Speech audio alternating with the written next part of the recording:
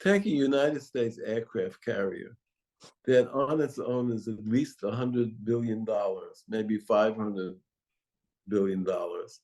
Every aircraft on it, of which there are over 100, is at least $5 or $10 million. Then you have 5,000 sailors on board. And one well-placed missile might be able to sink the aircraft carrier. And if there were a spy that could give away the information that would allow an enemy to locate our aircraft carrier so that that missile could be launched at the aircraft carrier and lose us $500 billion worth of stuff, as well as 5,000 lives. And one spy gave that information away. Are we going to be happy to say we got that bastard spy and gave him a life sentence? And the fact that it cost our country all of what I've described, well, that's life. We got him in there for 25 years instead of just 3. That's a good deal. No, it's not a good deal for our country. Right. And that's what I'm talking about. I hear that. And when you say this is what you propose, are you actively trying to get, how do you work on that?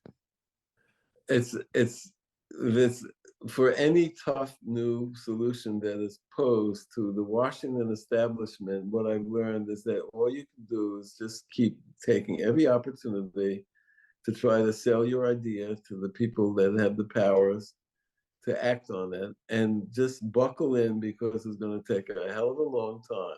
And it may not happen in my lifetime, is what I've concluded.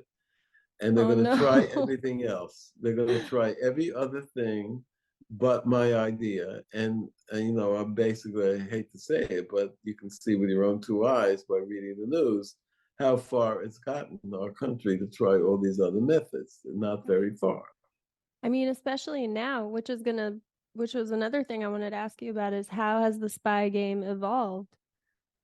And after it's evolved in many different ways, and some of the ways are based on information technology, cybersecurity, and all that. And it makes it seem as though, boy, that's all you need is to have a better machine learning, artificial intelligence strategy, and all that. But in the end, it still boils down to people in the right place that if they decide to be traders, they can work their way around whatever you come up with, because people are very shrewd. Whatever system you set up, they can defeat it. Yeah. And time has proven that again and again and again.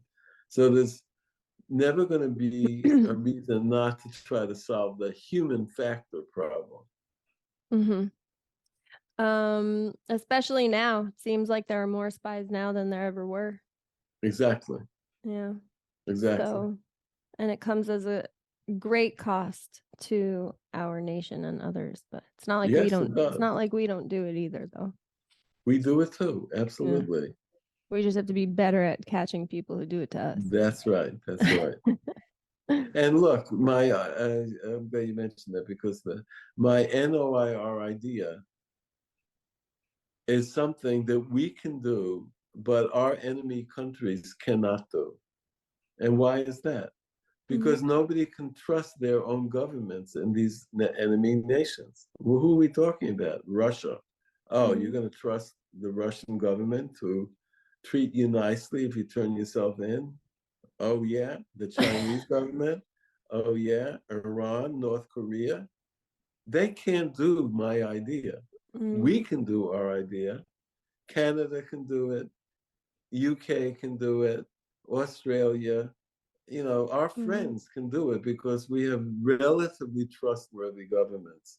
I mean, they're not perfectly trustworthy, but relatively.